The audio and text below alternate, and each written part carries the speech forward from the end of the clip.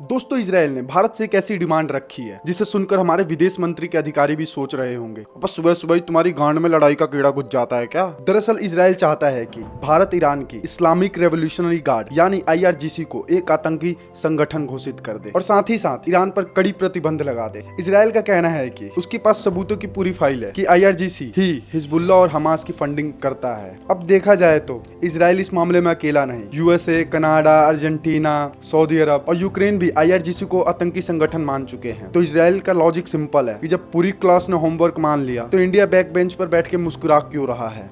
लेकिन यहाँ एंट्री होती है हमारे विश्व गुरु मोदी जी की। अब इजराइल को कौन समझाए कि हमारे मोदी जी का स्वैग इंटरनेशनली लेवल पर थोड़ा अलग है। वो जब रूस जाते हैं तो पुतिन को गले लगा लेते हैं और जब यूक्रेन जाते हैं तो जेलेंस्की को झप्पी दे आते हैं। मोदी जी की डिप्लोमेसी कुछ ऐसी है कि हम दोस्ती सबसे रखेंगे, लेकिन जब बिल भरने की बारी आए तो हम अपना वॉलेट घर भुलाएंगे। अब इजराइल कह रहा है कि ईरान पर प्रतिबंध लगाओ भाई साहब। अगर मोदी जी ने इजराइल की बात मानकर ईरान पर बैन लगाने की हिम्मत भी की तो जो देश में बचा कुचा पेट्रोल डीजल मिल रहा है ना, उसकी कीमत सीधे रॉकेट की तरह नासा के पास पहुंच जाएगी। फिर हम सब 26 इंच का सीना लेकर सड़क पे साइकिल चलाते नजर आएंगे। दोस्तों, जोक से पाठ हटके भारत के लिए करना लगभग इम्पॉसिबल है। पहली बात, ईरान से हमारा सिर्फ तेल का रिश्ता नहीं, हमारा चाबहार पोर्ट भी वही है जो हमें सीधे सेंट्रल एशिया से जोड़ता है। और दूसरी बात, भारत कभी भी किसी देश के कहने पर वन साइडेड बैन नहीं लगाता जब तक UN उसे खुद ना कहे। तो इजराइल बाबू, आपके पास सबूत चाहे जितने भी हो, भारत इस मामले में नो कमेंट कहकर पतली गली से निकल लेगा।